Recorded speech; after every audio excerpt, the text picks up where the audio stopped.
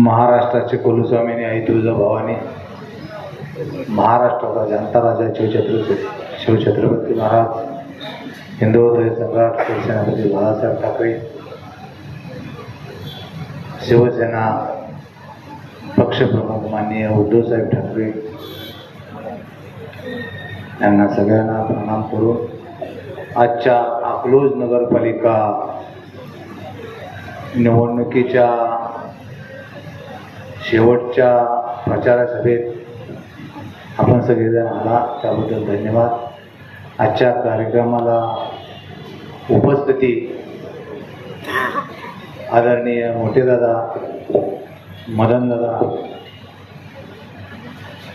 आपले लोकप्रिय खासदार धैर्यशील भैया, आमच्या शिवसेनेचे धडाडीचे जिल्हाप्रमुख संभाजीराजे शिंदे आणि सर्व व्यासपीठ बंधूंनो, आपल्या नगरपालिकेच्या जसा प्रचाराला सुरुवात झाली, इलेक्शनला सुरुवात झाली, तशी विरोधकांनी एकच डागाचं एकच तोफोड सांगितलं की मोहिते पाटलांची दहशत आहे. मला एक सांगा, मोहिते पाटलांची जर दहशत असती तर 151 फॉर्म भरू दिलं असतं का?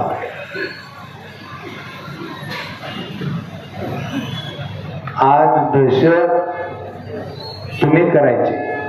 फलटणची परिस्थिती बघा, मसवडची परिस्थिती बघा, अनगरची परिस्थिती बघा, आणि ह्या सगळ्याचं पालनपोषण करणारं भाजप. ह्या भाजपवाल्याने माणसात माणूस राहून दिला नाही. टीकामतोड विरोधकावर करायच्या. शिवसेना पक्ष कोणी फोडला? भाजपनं फोडला. पवारसाहेबांची राष्ट्रवादी कोणी फोडली? भाजपनं फोडली. आज जी यांना सत्तेची मस्ती आहे, ही उतरवायची वेळ आज तुमच्या माझ्या सामान्य जनतेवर. हे जर आता आपण रोखलं नाही तर एक दिवस असा येईल की हिटलरशाह, आम्ही म्हणाल तेच, आम्ही म्हणतो तसंच.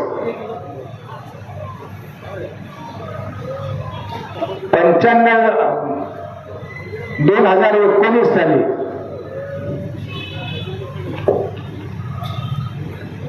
आम्ही तुम्हाला खासदार केलं, आम्ही तुम्हाला आमदार केलं.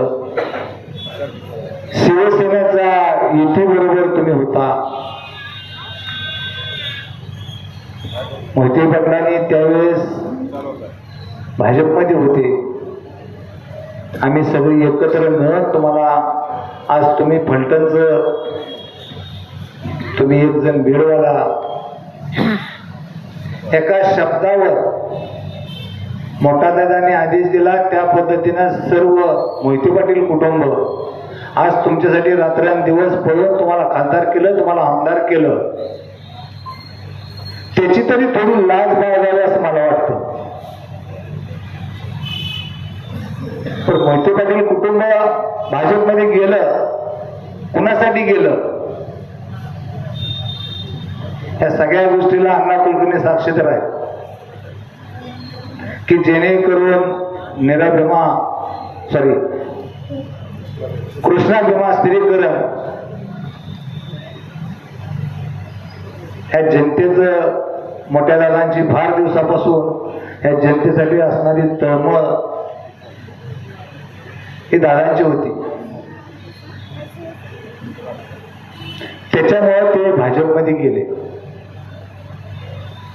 ज्यावेळेस त्यांना आमदार केलं, खासदार केलं, त्यावेळेस त्यांनी एक 4-6 महिने सगळ्या जनतेच्या संपर्कात राहिले. परंतु त्यांनी त्यांचं रंग दाखवायला सोडलं नाही.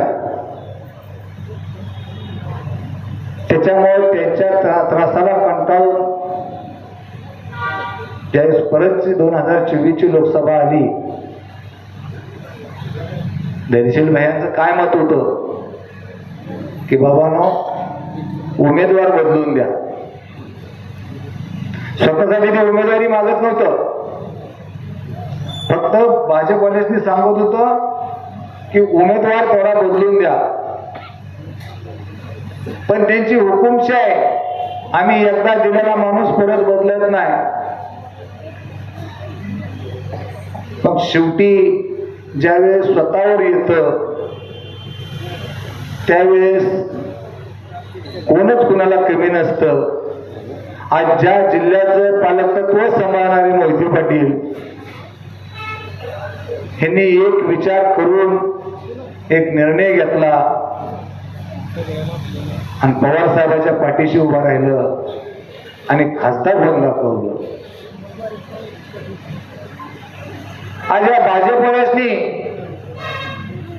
दुसरं तिसरं यांच्या विरोधात काम करणारी, यांना विरोध करणारी चालतच नाहीत.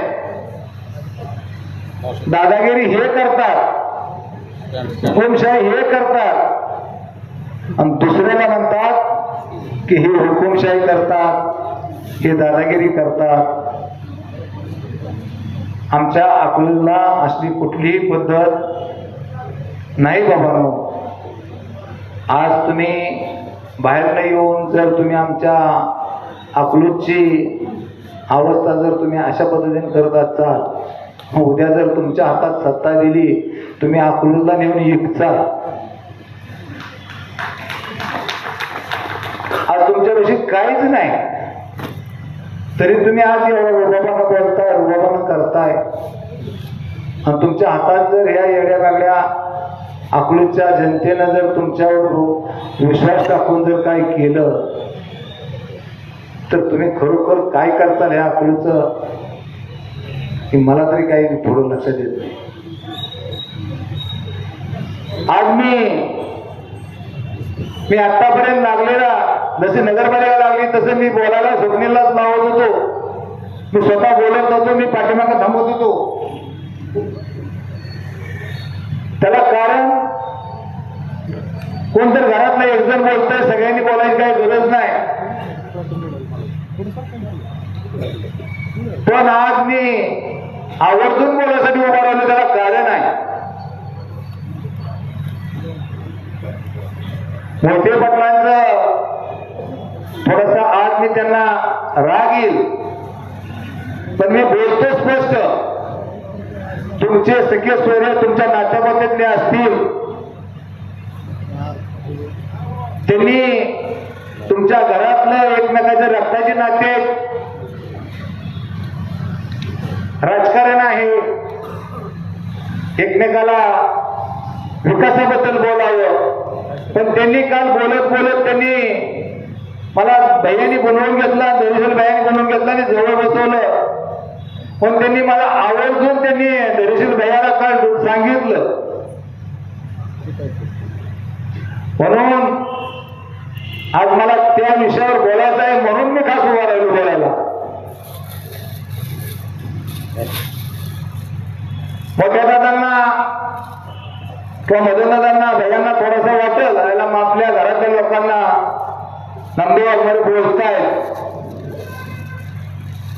परंतु ज्यावेळेस जसं जळतं त्यालाच कळतं. ह्या माने पाटलांनी दिलेला त्रास ही फक्त ह्या वाघमारे कुटुंबानं सहन केलाय. वाघमारे कुटुंबाने एवढं सहन केलंय. आज या माने पाटील परिवाराला बागेवरील आम्ही त्रास दिला की त्यांनी इथं यायचं, ह्यांच्या पाया पडायचं, रडायचं, हे करायचं आणि त्यांच्याकडून आम्हाला त्रास द्यायचा. मोहिते पाटलांचं आमचं काही वेळ नव्हतं. सोडले दत्ताप्पा हनुमान तालमीत होते, आमचे 2-3 नंबरचे मंडळांचे हनुमान तालमीत होते, मी पण हनुमान तालमीत होतो. पण ज्या ज्या वेळेस माने पाटलांनी ह्या आमच्याबद्दल वेगवेगळं सांगायचं, आमचा शेजारच आहे ना,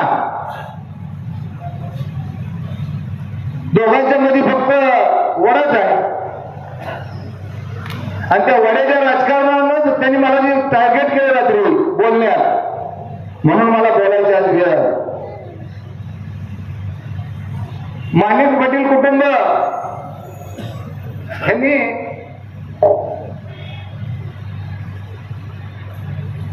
एक माळी समाजाची तिथे जमीन होती, ती जमीन त्यात सगळी लोकवस्ती बसवली.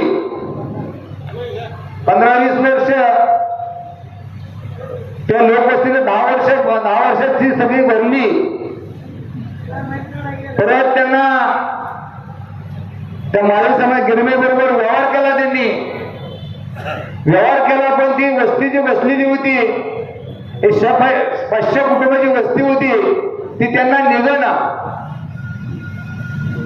त्यांना ते निघना म्हणले, त्यांनी पर्याय एक चांगला काढला की ती पेटवून दिली. ती पेटवून दिली. पेटवून दिल्या, कोणी पेटवली कोणी पेटवली कोणी पेटवली हे कधीच कुणाला कळू दिलं नाही. त्यांनी एक मुकदमी म्हणून होती, त्या मुकदमीला पेटवायला लावलं. मुकदमी पेटवून मोकळी झाली. आज कमीत कमी 500 कुटुंबाचं घर उद्ध्वस्त झालं. पण ह्या मानेपटलाला काहीच देणं घेत नव्हतं. आशीर्वाद मोठे होते, डोक्यावर हात मोठा होता.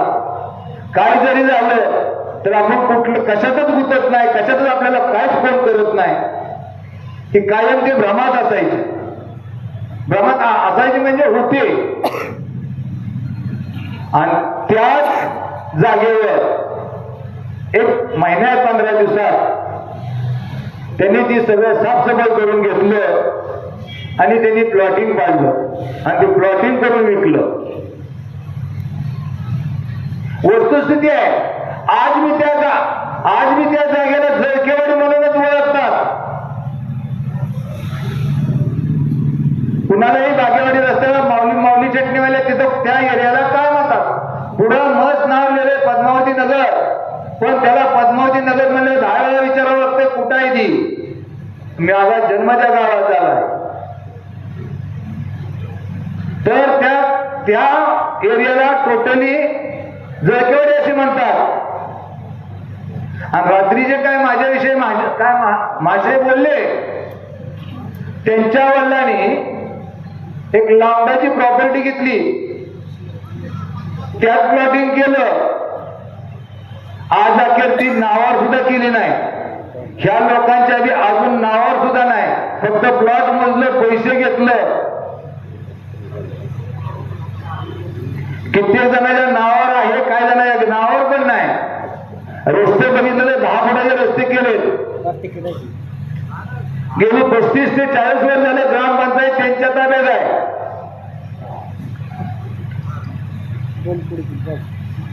आणि हे मासे अशा पद्धतीनं वागतात. त्यांनी रात्री विषय भैयानी आवर्जून तो विषय सांगितला.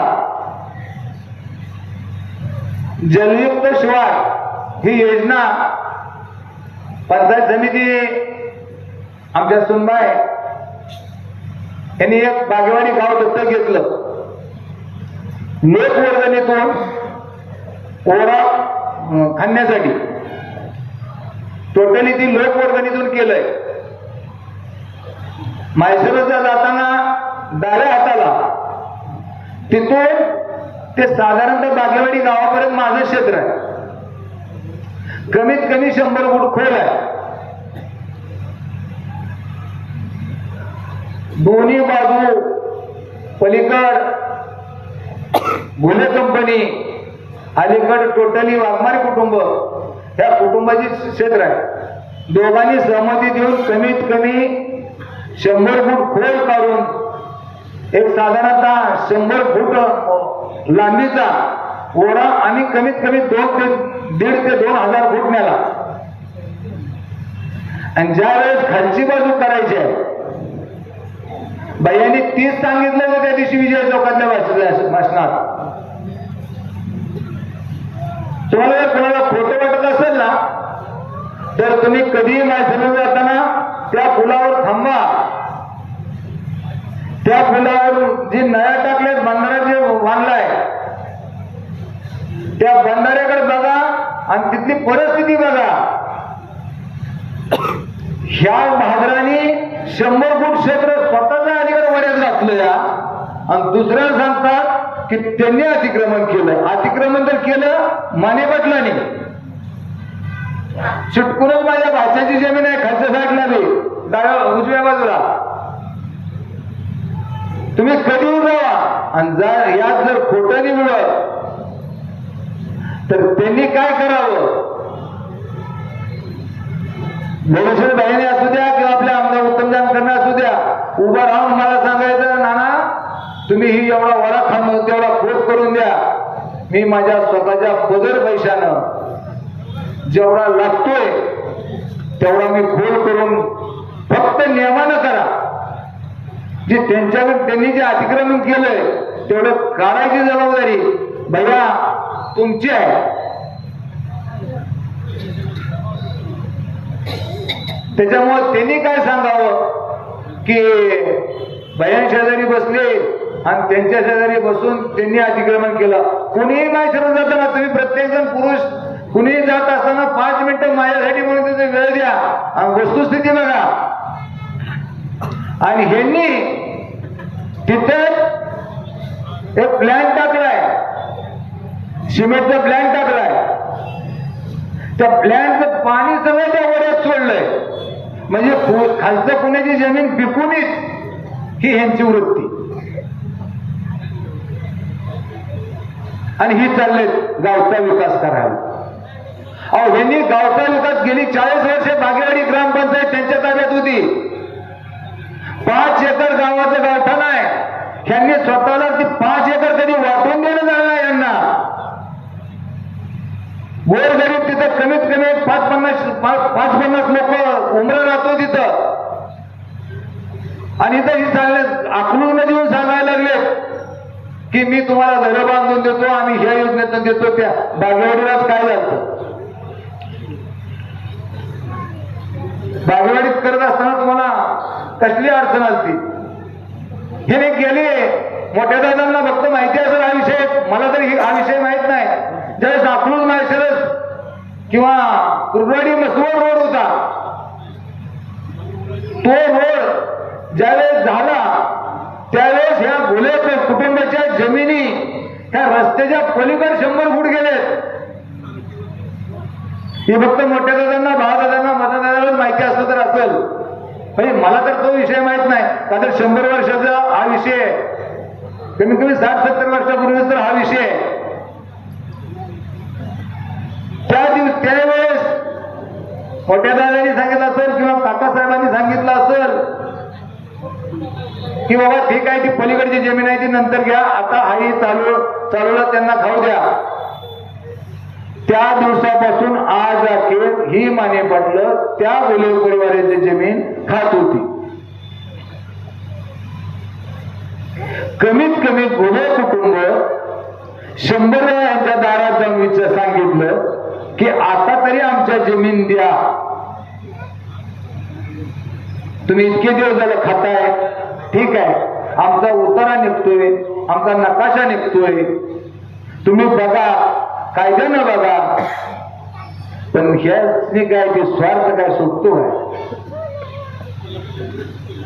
शेवटी ज्यावेळेस स्वतःच या सगळ्या गोष्टी होतात त्यावेळेस या घोले कुटुंबाच्या पाठीशी उभा राहून हे वाघमारे कुटुंबानं ज्यावेळेस कंपाऊंड करून ठोकलं त्यावेळेस मग कळालं यासने की आता हे तर काहीतरी होतंय. आज तो त्यांनी कोर्टात गेले, कोर्टात प्रलंबित दावा आहे तो. ही ह्यांची वृत्ती.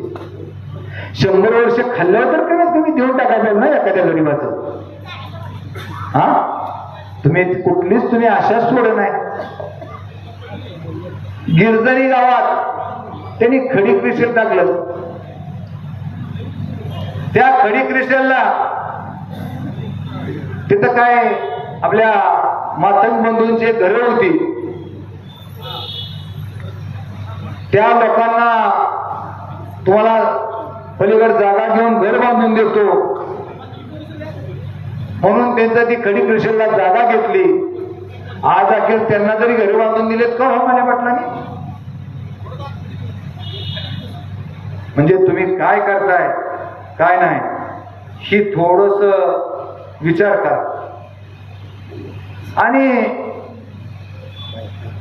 बायकवाडीला पाटरस्त्या पुलाखालना जाणाऱ्या त्या विषयावर रात्री त्यांनी बोलल्यानंतर आज तुम्हाला सांगितलं उद्याची 2 तारीख होऊ द्या. सोक्षमोक्ष समोर बनवून घ्या आणि त्यांना विचारू. तुम्ही कुणी नाही विचारलं तर 100% वाघमारे कुटुंब तर विचारेल आणि ती बी आरवण निम्या रस्त्यात. आज जरी त्यांना वाटलं असेल आपण बोललोय उद्या गाडी आडवीला विचारलं ना बाबा कुठंच वाघमाऱ्याने अतिक्रमण केलंय त्यावेळेस त्याने उत्तर द्यावं लागते. खरं बोलते धैर्यशील भैया असू द्या बाळदादा असू द्या पण मोठे दादा लय चांगले बाळदादा आणि धैर्यशील भैया लय भाई. खरं बोललं सख्या आल्या अगदी आम्हालाही माहिती आहे हो. पण तुम्ही जे बोलताय आम्हाला बोलायला लावू नका. ज्या गावच्या बाबा येत्या त्याच गावच्या बोली म्हणायच्या त्यांना राहू द्या. तुमचा बी जन्म तिथंच झालाय माझा बी जन्म तिथंच झालाय.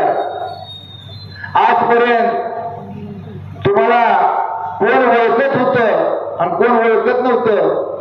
आज तुम्ही फक्त आणि फक्त मोहिते पाटलाच्या कुटुंबाच्या जीवावर अहो तुम्हाला ग्रामपंचायतला आम्ही पाडले हो. आम्ही तुम्हाला ग्रामपंचायतला समोर उभा राहून ग्रामपंचायतच्या वार्डात आम्ही पाडले तुम्हाला. पंचायत समितीला आम्ही पाडले तुम्हाला. आमचं घर परीट समाजाचे एकच घर आहे पण तेवढी माणुसकी मिळवून तेवढं करून दाखवलंय. आणि ज्या वेळेस तुम्ही हारलाय त्यावेळेस ज्या वेळेस मोहिते पाटील कुटुंबी त्याच वेळेस तुम्ही घरातून बाहेर निघलाय. ज्यावेळेस त्या मोहिते पाटील कुटुंबानं तुमचं सांत्वन केलं त्याच वेळेस तुम्ही घरातून बाहेर निघाला. त्यांना राहू द्या. तुम्ही काय सांगताय. आणि आज जर अशाच पद्धतीने राहिलं तर ग्रामपंचायत असू द्या जिल्हा परिषद पंचायत समिती असू द्या मग परिस्थिती त्यांनी दाखवतो कशी असते. आतापर्यंत त्यांनी ह्या मोहिते पाटील कुटुंबाचा सपोर्ट घेऊन आम्हाला त्रास देण्याशिवाय विरोधकांना इतका त्रास दिला की काय सांगता सोय नाही. त्याच्यामुळे त्या माने पाटील जोपर्यंत आमच्यावर बोलत नव्हते त्यांचं घरातलं वैयक्तिक चाललं होतं तोपर्यंत आम्ही बी काही शब्दांत व्हिडिओ आपण बोललो नाही. सुरुवात त्यांनी केली शेवट आम्ही करणार.